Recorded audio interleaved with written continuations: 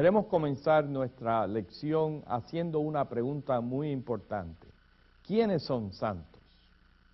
Nuestra cultura latinoamericana está muy expuesta a la tradición católica romana de venerar fervientemente a un cierto número de personajes canonizados por la Iglesia y que reciben el título de santos. En la tradición católica romana, cada día del calendario contiene una lista de estos hombres y mujeres que la Iglesia ha destacado de forma especial. Es interesante destacar que muchos padres latinoamericanos nombran a sus hijos de acuerdo a este santoral eclesiástico, ya sea por honrar su memoria o por conveniencia, ya que cada día dispone de una buena variedad de nombres para seleccionar. En referencia a los santos de la Iglesia, el doctor Martín Lutero expresó su preocupación acerca de la práctica de destacar y canonizar a ciertos individuos de manera especial, ya que esto da la impresión que solamente son santos aquellas personas que la Iglesia declara como tal. En su exposición de Génesis 27, el reformador indica claramente la igualdad de todos los creyentes cuando escribe: tratar de separar a los santos de nosotros, colocándolos a ellos en el cielo y a nosotros en la tierra, es deshonrar la gracia de Dios y reprochar a Cristo.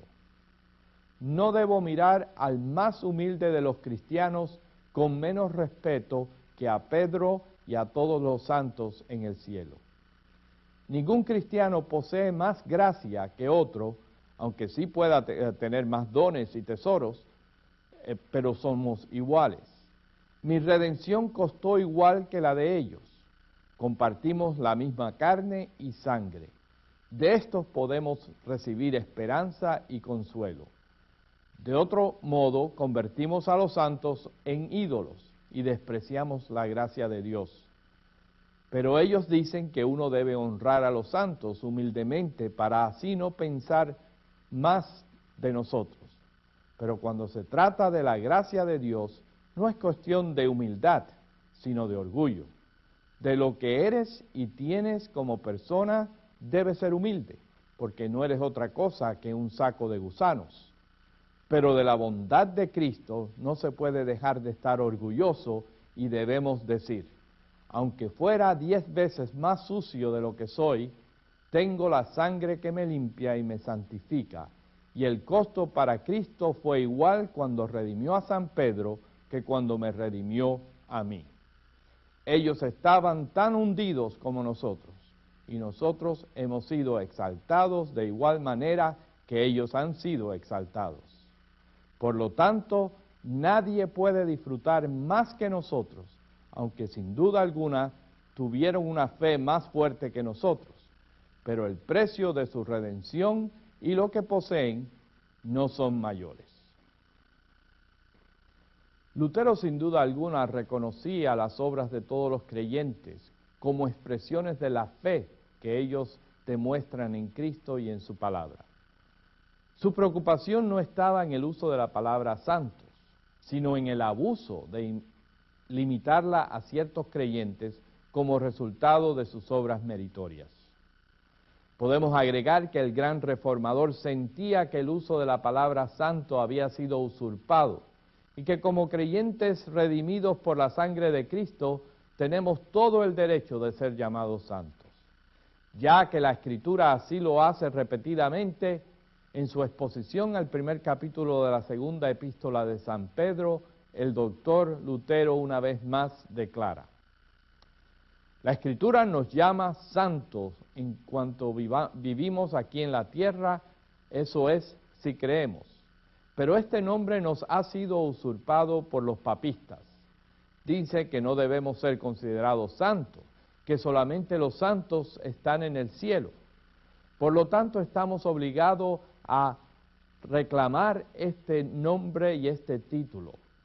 Eres santo, pero debes cuidarte de pensar que no eres santo por ti mismo o por tus propios méritos. Eres santo porque tienes la palabra de Dios, porque el cielo es tu herencia, porque eres verdaderamente piadoso y hecho santo por Cristo. Esta debe ser tu confesión si eres cristiano. Sería una desgracia y la peor forma de blasfemar el nombre de Cristo si no le concedemos a su sangre la gloria de lavar nuestros pecados, o si no creemos que en ella esta sangre nos santifica. Esta es sin duda la razón por la que, como luteranos, tenemos un entendimiento claro del uso de la palabra santo y cómo podemos y debemos usarlo de acuerdo a las enseñanzas de la palabra de Dios. Muchas veces oímos decir, no adoramos a los santos, sino que los veneramos. Pero la realidad es que la distinción entre veneración y adoración es muy frágil, que ni siquiera aquellos que lo practican pueden a veces hacer la diferencia. Una medallita de Santa Bárbara o de San Lázaro puede convertirse fácilmente en adoración a la medalla o convertirla en un amuleto para recibir protección o favores especiales del santo. Y de esta forma negamos la razón por la que todo creyente puede confiar y dirigirse al único mediador entre Dios y los hombres, Jesucristo, como leemos en 1 de Timoteo 2:5.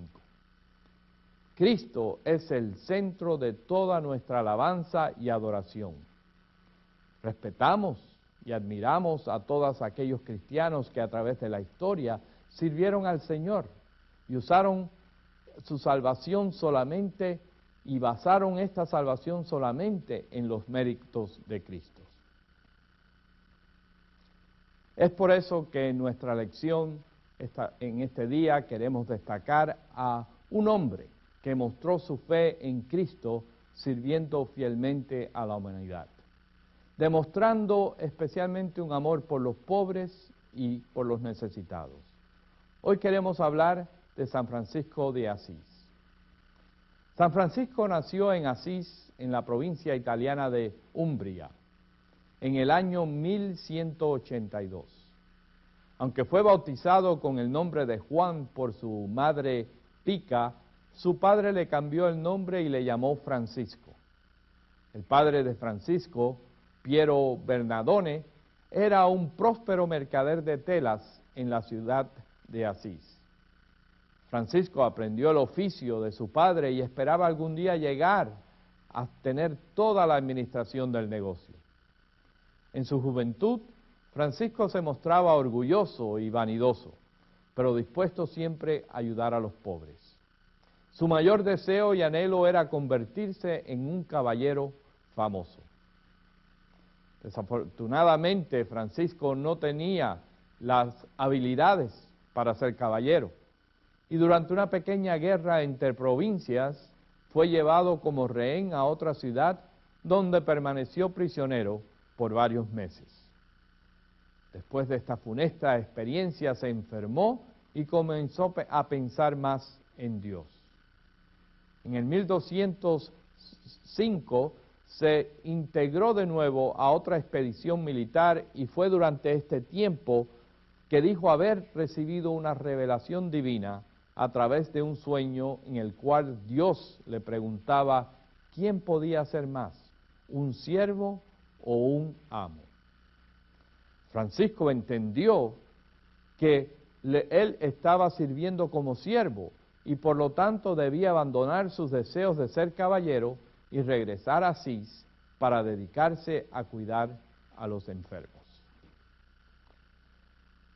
Se cuenta que al llegar a su pueblo natal, Francisco accidentalmente se encontró con un leproso a quien recibió, abrazó y besó las manos. El leproso misteriosamente desapareció de la zona y Francisco consideró este incidente como otra intervención de Dios en su vida. En el año 1206, Francisco tuvo otra experiencia en la que escuchó la voz de Cristo en el crucifijo de la capilla de San Damiano, que le pedía que reparara la iglesia. Él entendió que Dios quería que reparara la dilapidada iglesia y así lo hizo. Tomó las telas más caras del negocio de su padre, las vendió en el mercado de Boligno y le entregó todo el dinero de la venta al párroco de la iglesia de San Damiano para que comenzara la obra. El párroco, conociendo al padre de Francisco, no aceptó el dinero, pero hospedó a Francisco para que sirviera como oblato, o sea, una persona que ofrece sus servicios a la iglesia para vivir penitencialmente. Este incidente convenció a Piero que su hijo iba a arruinar los negocios y la reputación de toda la familia, y decidió llevarlo a los tribunales civiles para destituirlo de toda su herencia. Como Francisco era un oblato, los tribunales civiles decidieron no intervenir, pero su padre logró que finalmente el obispo de Asís se encargara de juzgar a su hijo en el obispado. El obispo, por su parte, trató de convencer a Francisco para que le devolviera el dinero a su padre, a lo cual San Francisco inmediatamente estuvo dispuesto y de acuerdo en hacerlo. Delante de su padre y del obispo, Francisco no solo le devolvió el dinero al padre, sino que también se desnudó y entregó todas sus cosas a su padre Piero. Declaró en aquel momento públicamente: de ahora en adelante solo me dirijo a Dios y le llamaré mi Padre en el cielo. Ese día su padre regresó abochornado a su hogar y Francisco salió de Asís vestido como un pobre ermitaño. Desde ese momento Francisco se dedicó a servir a los pobres y desamparados, predicando la necesidad de vivir una vida simple y dedicada a los ideales del Evangelio y en oposición directa a la jerarquía institucional. Con el tiempo logró atraer varios seguidores que llegaron a establecer la orden de los franciscanos. Del 1210 al 1221, Francisco envió a sus seguidores por todos los rincones del mundo, predicando al Cristo pobre, humilde y resucitado que trae reconciliación y paz a la humanidad. Insistió que sus seguidores no eran monjes, sino frailes, que viene del latín frater, o sea, hermanos. San Francisco de Asís murió el 3 de octubre de 1226, después de haber escuchado la pasión de nuestro Señor Jesucristo según el Evangelio de San Juan y de haber repetido el Salmo 141. San Francisco de Asís dedicó su vida para llevar esperanza y consuelo a los necesitados y marginados de aquel entonces. Hoy en día, a pesar de todos los adelantos de la ciencia y la tecnología moderna, nuestra sociedad sufre aún estas luchas contra estas necesidades. Sabemos que aunque vivimos en una de las sociedades más avanzadas, solo tenemos que leer o escuchar las noticias para enterarnos de desastres, desempleo, hambre, abuso, discriminación, etc. Bajo estas condiciones, la Iglesia como cuerpo de Cristo responde con el mismo amor que tuvo San Francisco ante esas situaciones, sabiendo que todo lo que hace lo hace como una respuesta de fe para servir al Señor mismo. En Mateo 25, cuando el Señor mismo describe el juicio de las naciones y llama a los herederos a su reino, les indica: venid, benditos de mi Padre, heredad el reino preparado para vosotros desde la fundación del mundo, porque tuve hambre y me disteis de comer, tuve sed y me disteis de beber, fui forastero y me recogisteis, estuve desnudo y me vestisteis, enfermo y me visitasteis, en la cárcel y fuisteis a verme. Entonces los justos le responderán diciendo: Señor, ¿cuándo te vimos hambriento y te alimentamos, o sediento y te dimos de beber? ¿Y cuándo te vimos forastero y te recogimos, o desnudo y te vestimos? ¿O cuándo te vimos enfermo o en la cárcel y fuimos a verte? Respondiendo el rey les dirá: de cierto os digo que en cuanto lo hicisteis a uno de estos mis hermanos más pequeños, a mí lo hicisteis. En este mismo deseo y propósito, nuestra Iglesia Luterana ha instituido agencias para prestar ayudas a las necesidades de nuestro mundo presente. Una de las agencias que trata de asistir siempre a las comunidades en que vivimos es la Junta de Cuidado Humano. En inglés ya la llamamos Human Care, que tiene sus oficinas en el Centro Internacional de la Iglesia Luterana en San Luis de Missouri. Otra agencia se llama Lutheran World Relief, Socorro Luterano Mundial.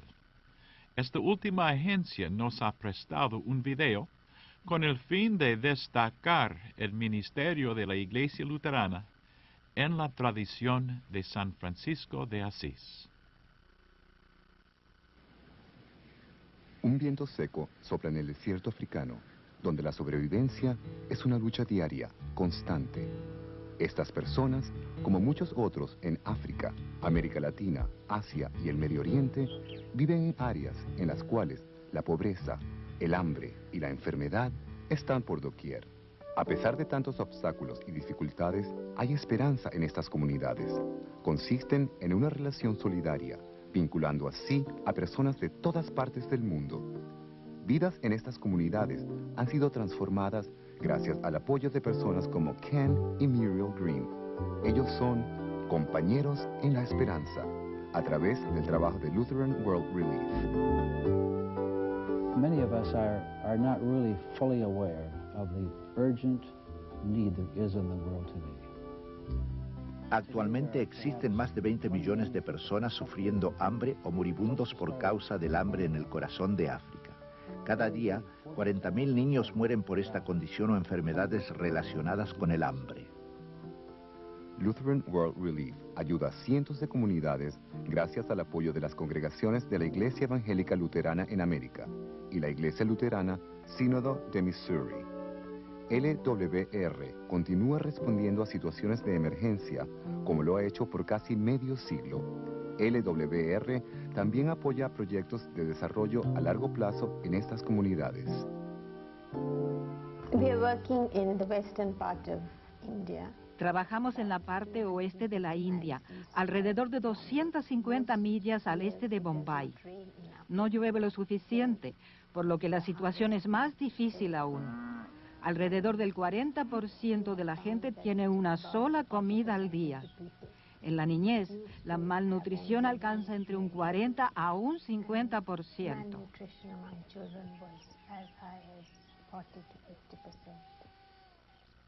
We first started with healthcare. Primero comenzamos con el cuidado hacia la salud y lo comenzamos en solo 30 comunidades pequeñas. Tan pronto hombres y mujeres comienzan a comprender la importancia de su cuidado, ellos mismos colaboran con su ejemplo a las otras pequeñas comunidades. Y así es como este proyecto se ha ampliado hasta 175 comunidades.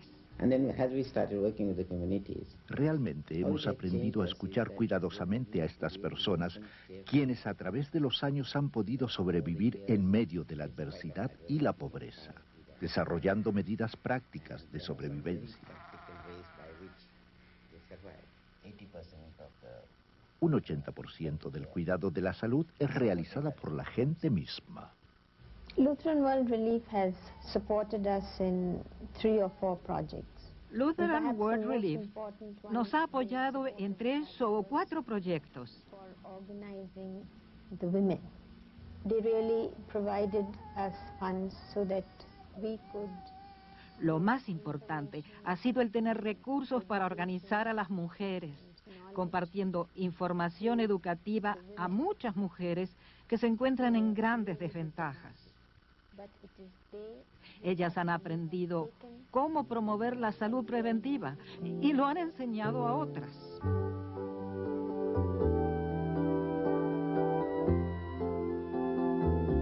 In terms of numbers, we probably have about 150 members. En términos de números, tenemos apenas 150 miembros, pero en términos de contribución, increíble. Si lo podemos hacer en estas pequeñas áreas rurales, cualquiera lo puede hacer. En nuestra congregación rural, los proyectos de Lutheran World Relief han ayudado a sembrar conciencia y compasión por otros en el mundo. Sabemos que tenemos relaciones con otros pueblos.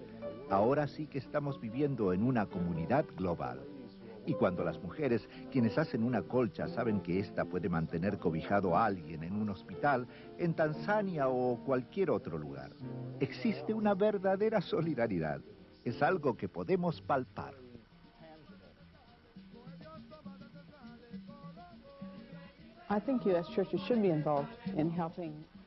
Creo que en Estados Unidos las iglesias debieran envolverse en ayudar a las iglesias de ultramar.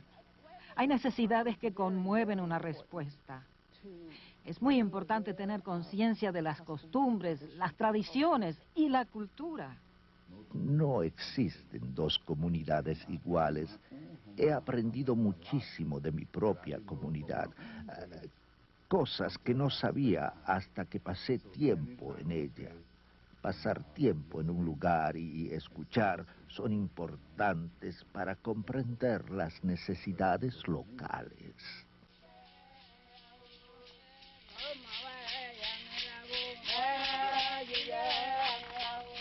LWR is a real change agent.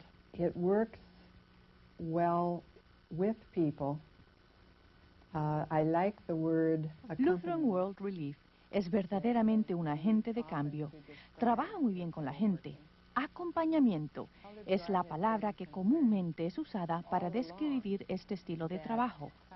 Lutheran World Relief se preocupa por usar en sus proyectos la tecnología apropiada para la gente con quienes trabajan.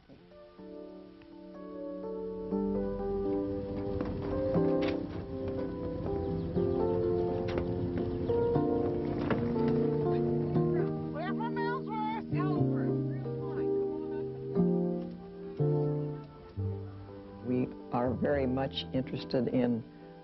Queremos colaborar con aquellos que no tienen tanto como nosotros. Esto explica nuestro compromiso.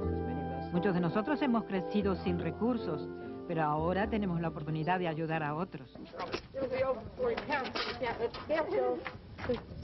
It is right on 40 pounds. The pickup across Kansas started in 1984. Las donaciones en Kansas comenzaron en 1984. Creo que ahora son cientos las iglesias que están tomando parte en esto. Las iglesias traen sus donativos en camiones, camionetas o autos. Todos los que hacen el cargamento son voluntarios.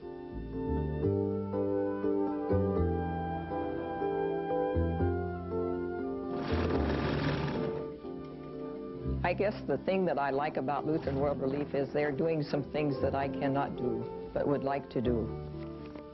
La cosa que me gusta de Lutheran World Relief es que están haciendo cosas que yo no podría hacer aunque quisiera.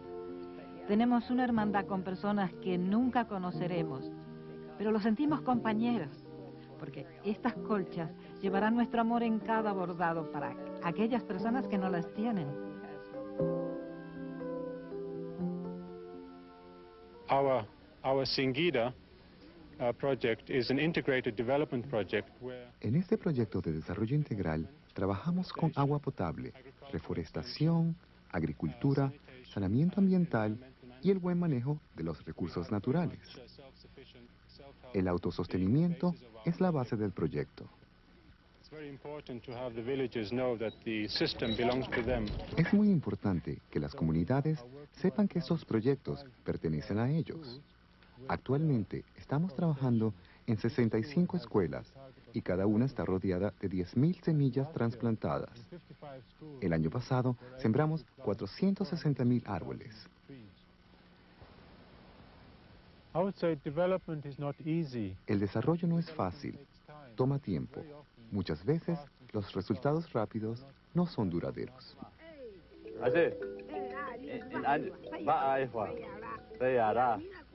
Literally, in the Widows Project in Chindigi, when they planted En el proyecto con las viudas, cuando ellas plantan las semillas, esa pequeña semilla se convierte en un gran huerto, que sirve no solo a una familia, sino a varias. the widows had some sense of power over their own lives. Las viudas lograban cierto sentido de liderazgo. Algunas de ellas motivaban a otras y así más personas se envuelven en la tarea de desarrollar este huerto. El huerto creció hasta alcanzar 120 miembros en una cooperativa. Tanto hombres como mujeres trabajan en él. El huerto alimentó más que a estas familias cuando comenzaron a desarrollar una clase de mercado. Ellos compartieron su aprendizaje con personas en otras comunidades. Lutheran World Relief compartió con ellas una maravillosa manera para excavar pozos. Muchos más huertos resultaron. Un pequeño esfuerzo vino a ser una bendición para muchos.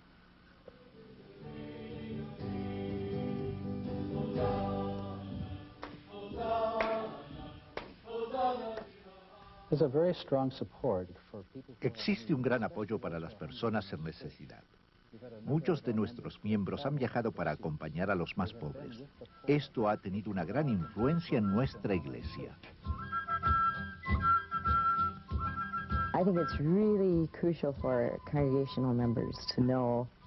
Realmente es muy importante que los miembros de la congregación escuchen de primera fuente las experiencias que dan credibilidad a ellos de lo que realmente está sucediendo con la gente. Debemos entender que cada dólar que usted o yo ponemos en el plato de ofrendas es compartido con otros fondos. Esto hace posible que el socorro, el desarrollo y la educación lleguen a aquellos que padecen hambre en todo el mundo.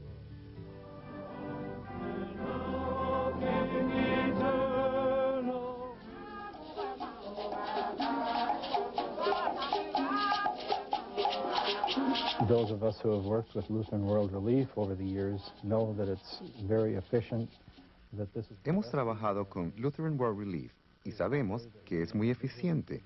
Es la mejor inversión de nuestro dinero. No hay manera en que podamos ir a todos estos lugares y confirmar el impacto de los recursos como lo ha hecho Lutheran World Relief.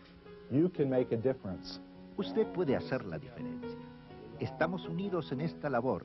Desde la congregación más grande hasta la más pequeña, todos podemos apoyar y hacer nuestra parte. Apoye el trabajo de Lutheran World Relief.